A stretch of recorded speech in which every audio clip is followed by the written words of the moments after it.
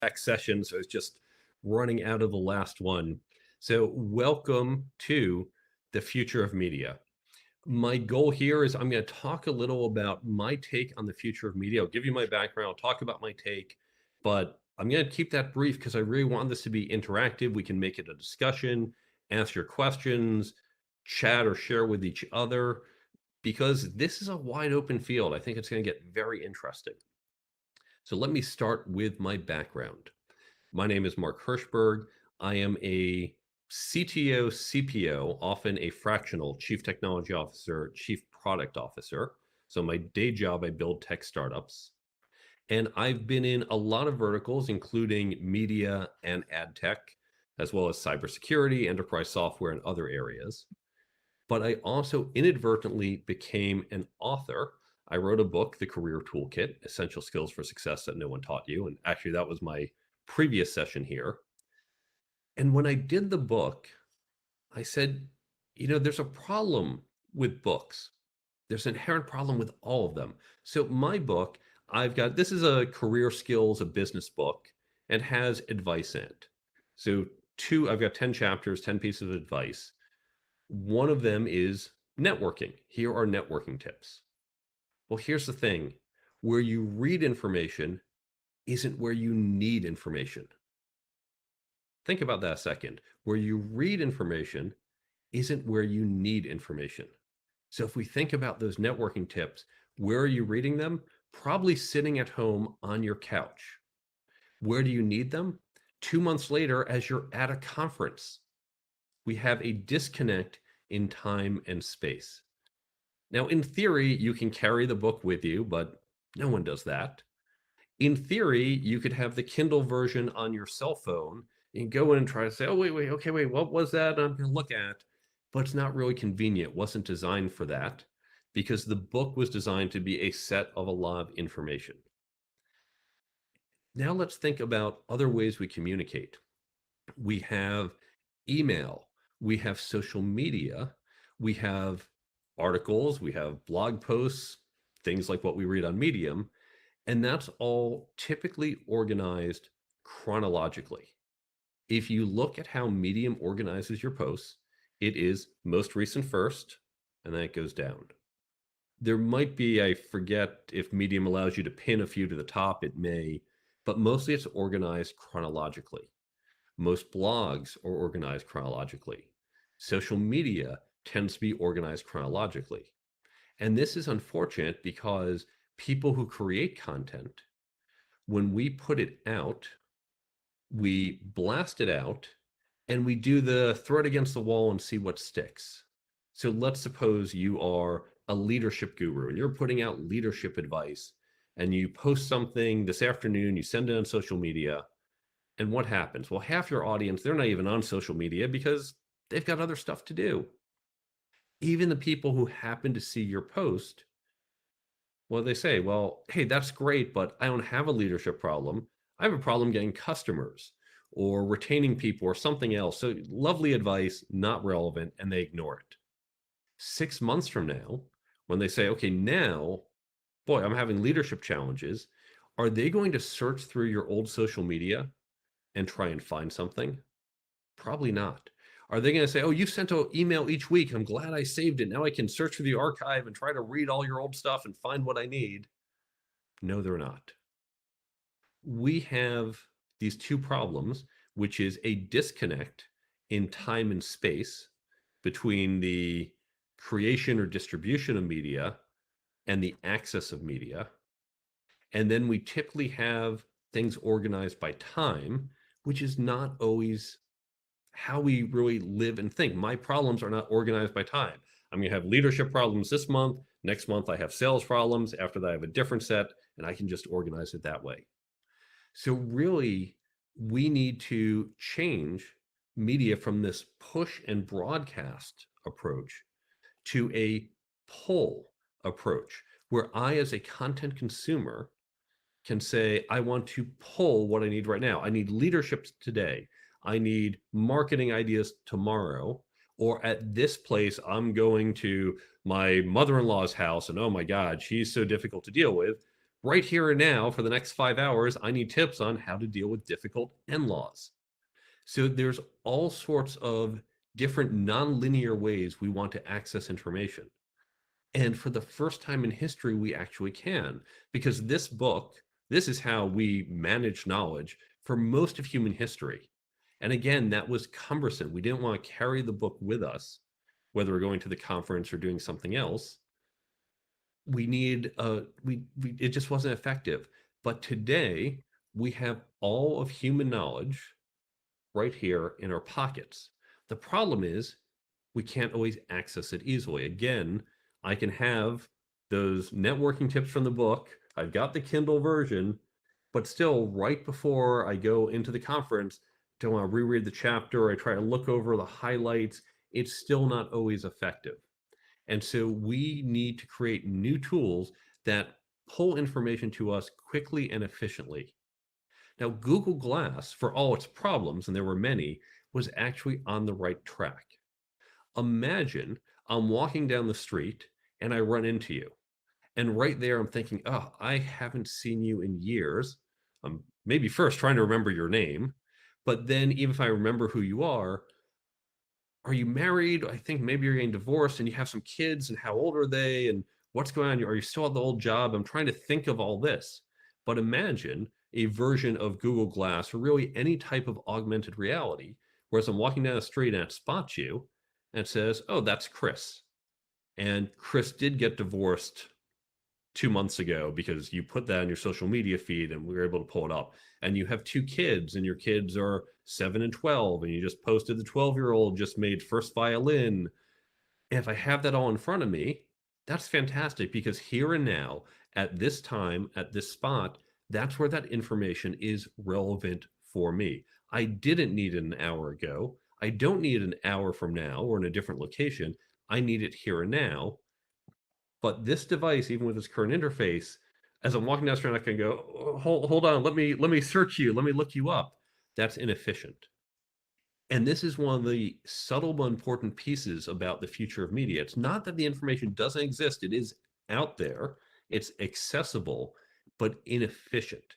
And if it takes more than a few seconds to access it, to get it, it's just not going to be useful.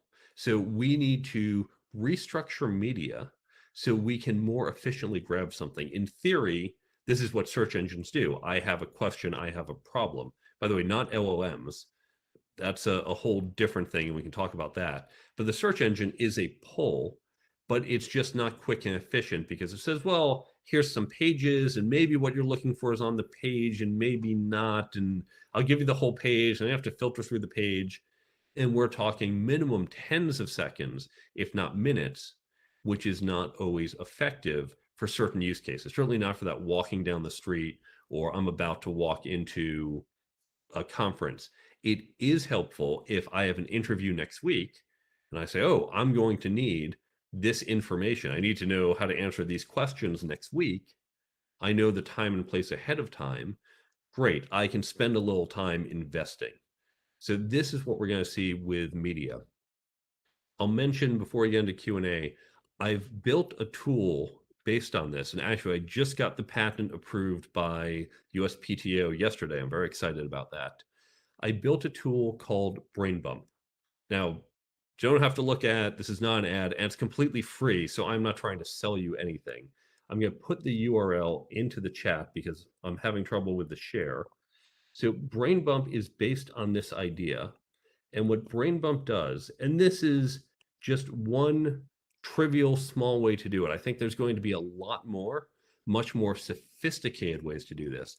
But the idea behind Brain Bump is we take the key ideas out of books, but also blogs, podcasts, classes, talks, really the source doesn't matter.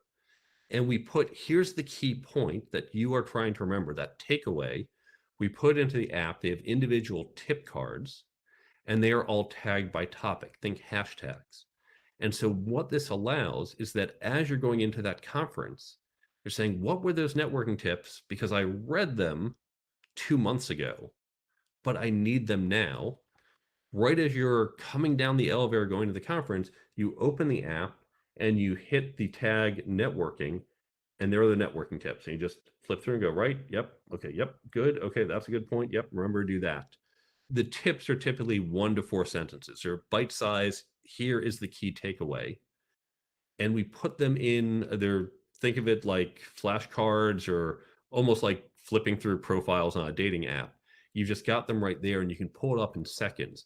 And here again, the key insight, it's not that you couldn't save this. You could put things in your Google Drive, but it's being able to pull it up in literal seconds that makes it more efficient for these here and now is where I need the information. The other mode, by the way, for the app is we have like a daily affirmation because there's other types of content that you might not know when exactly you need it. So I mentioned there's some chapters on management or leadership. You can't say, oh, hey team, that's a good question. Pause, hold on. I've got to go pull up my phone and look for how should I lead in this situation. You need to know it top of mind. Now, we know that in school, you studied, you read the book, and then before the test, you looked at it again, or you looked at your notes. That's called spaced repetition. You're exposed multiple times, and that creates retention. But as adults, we read books or articles on Medium or listen to podcasts. And because there's no test, we don't work to maintain it. So we don't have it top of mind. Now, again, you can pull it up. If you remember, I know I have it in here somewhere, you can pull it up, but sometimes you don't have time for that. And so it has a spaced repetition function where at a time you set, it does a little push to say, remember this? You go, oh, right, swipe, done. So 2 seconds a day allows for that passive learning. But again, this is one small example of where I really think the future of media is going, where we need to switch from a broadcast push mechanism to the ability for content consumers to be able to pull in seconds exactly what is relevant for them. So let me pause my formal remarks there and look at the chat, look at the Q&A, and hear your share your thoughts, ask questions, because I'd love to hear what you think about this.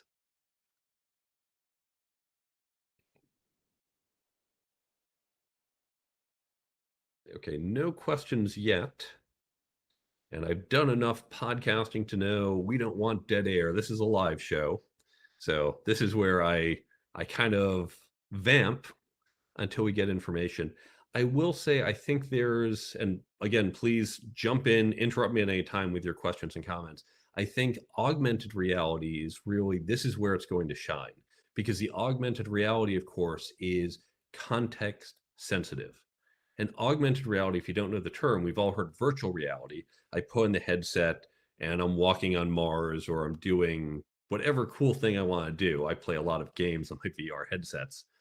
But augmented reality is I'm in surgery, and instead of looking and trying to figure out, I know I'm here because I'm trying to fix a bowel, the augmented reality can point out, hey, there's an issue over here in this spot, and we'll overlay to it. Or you can do construction, and I'm looking around the apartment saying, well, I'm a plumber, I have to make a hole in the wall. Oh, look, augmented reality, it's got the specs to the building. I know exactly where the pipe is. It's like X-ray vision, so they can make the hole in the right place at the right time. Okay, we're starting to get some questions, so let me answer those. What does this imply for how writers should organize their notes? We run into the same problem of not finding what we're looking for. Great question. That's actually one of the reasons I created Brain Bump. I would read these books and say, okay, well, this is great. And I'd forget. Like, oh, he said something somewhere in 300 pages. There was this idea, but I have no idea where. Then I started taking notes. And so my notes, I'd put them into like a Google Drive, but still it was hard to find. And we do have, those of us who use Kindles, you can do Kindle highlights, but it's still a little hard to search and find. And so that's why I created Brain Bump, because it let you put this in there and you can organize by topics, by hashtags. And that says, oh, I can do as many or as few as I like. By the way, one note on that, again, it's all free.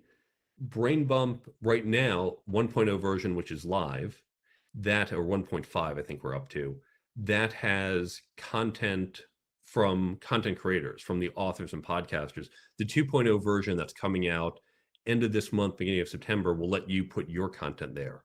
But so authors, I think for your notes, what you need is some tool. It doesn't have to be Brain Bump, but you need a way where you can create arbitrary tags.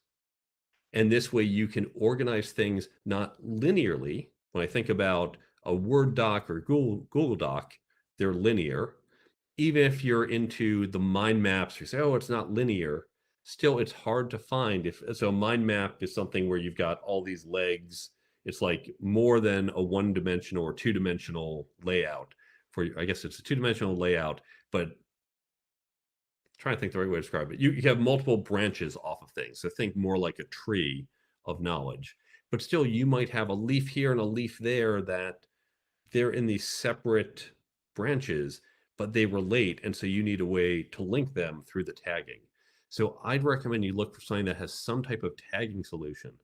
By the way, on that note, as an example, with my books website, the careertoolkitbook.com, if you go there and go to the blog on the website, I don't believe I can do this with Medium. So the blog that I have for that website, I put on the website. I also put on Medium.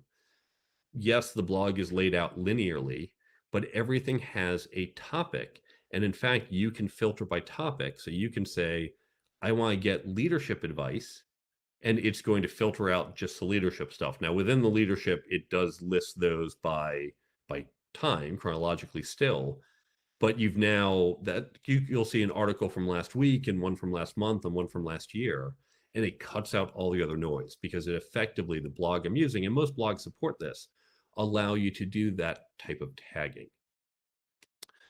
Okay, and then I see a question from Barry. Barry, I know through the Authors Guild writing community. Barry asks, I was an early Google Glass user. What do you think could have made Google Glass work? It's a good question. I think now I don't have a lot of detailed analysis, so this is just my opinion, and feel free to disagree with anything I say. Google Glass, I think one of their biggest issues was the social context, which was there is a camera and I'm going to walk around with a camera and everyone all of a sudden says, oh, wait, you're filming me? This is weird. I remember I had an incident. This was during the pandemic. There was an incident that involved the police on the floor of the building where I live. And so one day there's a knock on my door and I am dressed. This is during a pandemic. So I've got my nice shirt on and sweatpants down below, as we all were. And I opened the door, wondering who it could be. And there are the police. They wanted to ask, did I hear anything? And just doing their, I guess, investigation. But they had the body cams. And I walk out, and all of a sudden, oh my God, I'm being recorded. And I look like a mess. I've got the shirt and sweatpants. Again, thankfully, we were all doing it. So I don't think anyone would judge me. And honestly, I don't care. But that first reaction is, wait, I'm on camera right now. I wasn't expecting this. This is weird. This is awkward. You put me on the spot. I'm on camera right now, but I knew this was happening. I made sure there's nothing in my teeth. I got dressed up for it.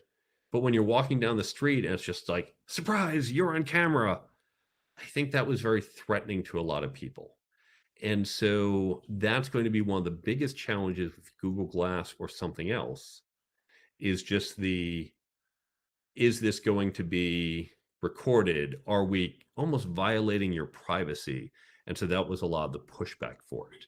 And so I remember there was the term, they referred to these people as glass holes because they put the rest of us into this position.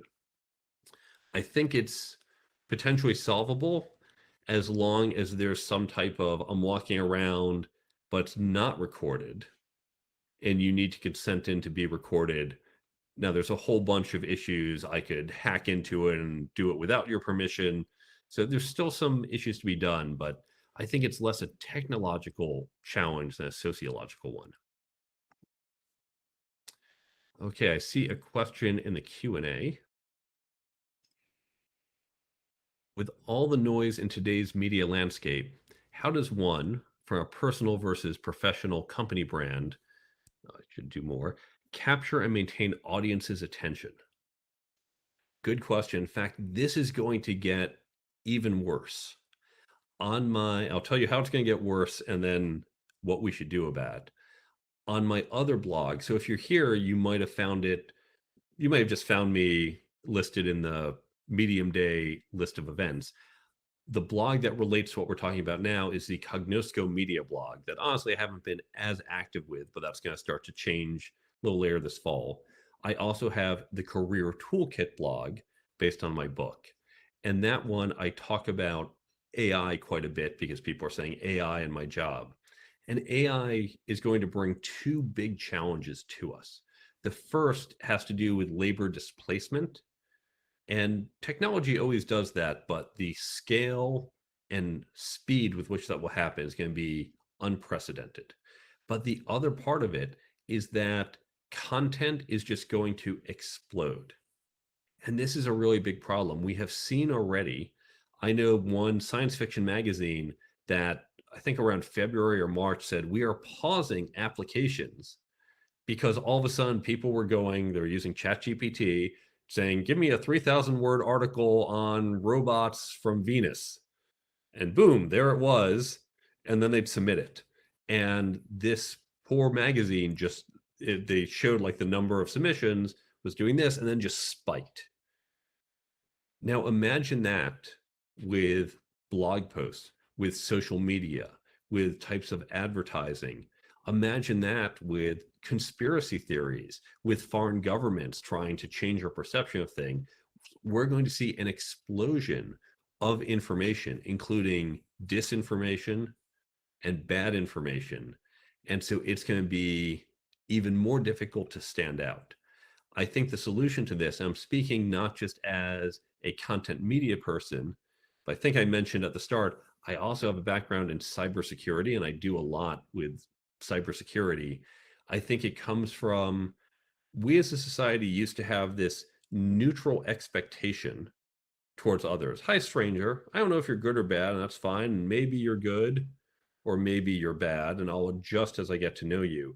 We have to reset and start from here. Start with a zero trust model of, I assume you're bad. I assume your information is worthless. So from the content creator standpoint, I assume I shouldn't bother reading your stuff, but maybe I just glance at, oh, and it's good, or maybe a friend of mine recommends it and I'll check it out. And I start building up that trust. So to your question, how do you stand out? Because it's going to get harder. That denominator, the amount of content is going to get huge. And even if a lot of it's garbage, there's just so much, it's going to be hard to find the signal in the noise. So we really have to, continue to create good, consistent, on-brand content. This, by the way, is why I have two blogs. There's a huge pain in the butt of maintaining multiple brands and multiple blogs and multiple websites. But I do it because I can keep brand consistency. So I have to put that out, but then really, I think, get that referral, get that set of trust, that extended network of trust that brings people to us, whether it's word of mouth referrals or whether it's just through how we broadcast and communicate, trust my content in the types of marketing you do. And it's going to take time and effort, but if you can build that consistency, it will start to pay off. Okay, we've got a couple minutes left, so I'll keep talking, but again, would love to see more questions or thoughts. Feel free to just put your own thoughts in the chat and share them with others, because I am by no means the last word authority on this topic. But I will say all of us, I'm assuming many people on here, we're all certainly content consumers. We're here on Medium Day because we're interested in learning. I looked at a lot of the events. There's a lot on writing. So I'm assuming there's probably a over indexing on content creators. And so we all need to think as we create content, how we need to even segment that content. And so I'll give you another example. My book's maybe a little unusual. It's 10 chapters, 10 skills. But what I say in the introduction, about 7 pages introduction, and they say, you can jump to chapter 8. You don't have to read 1 through 7 before you get to chapter 8. You can grab that if that's relevant for you.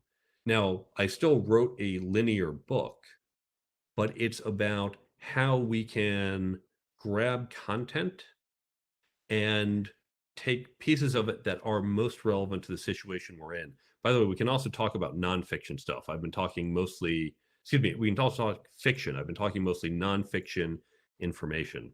I see one other question came in. As a writer, you have all sorts of things you've written, old and new. Anything about these new tools that can help make the old more visible? So that's a really good question. And yes, there's lots of ways you can do this, but I'm gonna use an example from fiction just to mix it up a bit. With a fiction book, you've got you've got this context that is within the pages. You can go beyond the pages. If you think about, and this is a whole bigger thing, I'm gonna really collapse it down into about 2 or 3 minutes. If you think about the biggest brands, they are not confined to the book. I live in New York City. And when you come to New York, you can take a Sex and the City tour and you can go get on one of those tourist buses and they'll drive you around and, oh, here's Carrie's apartment and here's where this happened. And people like to see it. Downton Abbey, you can go see whatever place that was and you can check it out. And isn't that fun? We know Comic-Con is where you go and say, I don't just want to read the book, I want to dress up, I want to be that character. So we can be more interactive, so we can get into the physical world. But our book is confined, the words are confined to those pages, but thanks to this device, we can now start to engage in different ways. If you remember Pokemon Go, people were going all over the world. I remember Central Park, after it came out, there were all these people running around Central Park. What's going on? They were all looking for some premium Pokemon Go character. They're running around the park going, where is he? Where is he? Oh, there he is, and capturing him. Imagine if you have in your fiction book certain settings where things happen. Well, first, someone can go and they can engage with it. And you can do it without the phone. You can do the bus tour. Probably the cost effectiveness doesn't work unless you're a big brand like Downton Abbey or Sex and the City. But you can do smaller things. Maybe, for example, when you've got an app for your fiction book, the companion app, and you walk into this area that's geofenced, there's an interactive game or experience, or you can listen to the phone call from the character that was made from this payphone. And so you can start to engage with your content outside the pages of the book. And so this is where technology can really take what we have and move it into different experiences. In the past, it was physical stuff. So the example I usually give, Star Wars. What did we do as kids? We had our little action figures. And I can take that linear story and make up my own experiences in the physical world, but involved physical characters. And there's all sorts of overhead that they have to make the moldings and sell a certain amount. So it doesn't work for smaller books. But with technology, the cost of doing something, creating that phone call that I can listen to, that's hundreds of dollars to do things like that. So even for these smaller books that don't sell as well as Star Wars, you can still engage with your audience in the physical world in different ways. Okay, with that, we are at 5 o'clock and want to be respectful of people's time. So key things to remember is that content itself needs to move from the push mechanism that we have all been trained to do for the past 1,000 years to allowing a pull mechanism, which makes it always on target, always relevant. Smaller number of people will pull because when I broadcast the push, I'm broadcasting my whole audience. And any given day, it might be a smaller subset who wants to pull this or that, but it is so much more on target and valuable. And what's great is the content consumer says, this is just what I need. What's great for the content creator is you're just what they need. And they always think, what she wrote, that's exactly what I needed here and now. So we need to switch up our content. You can still do long form linear content, but allow ways to index into it in nonlinear ways and to allow access outside that linear format, that book, or by the way, video or other thing, so that we can, with electronic devices, engage when and where we need it. Thank you, everyone. If you have more questions, cognoscomedia.com is my website. I'm going to put that in the chat. You're welcome to reach out to me and send me questions. I've got additional articles on this and other topics there. And of course, brainbumpapp.com if you want to check out an app That's a tiny example of how to do this, and it's completely free. So cognoscomedia.com and brainbumpapp.com. Thank you, everyone, for your time today. Enjoy the rest of Medium Day and your weekend.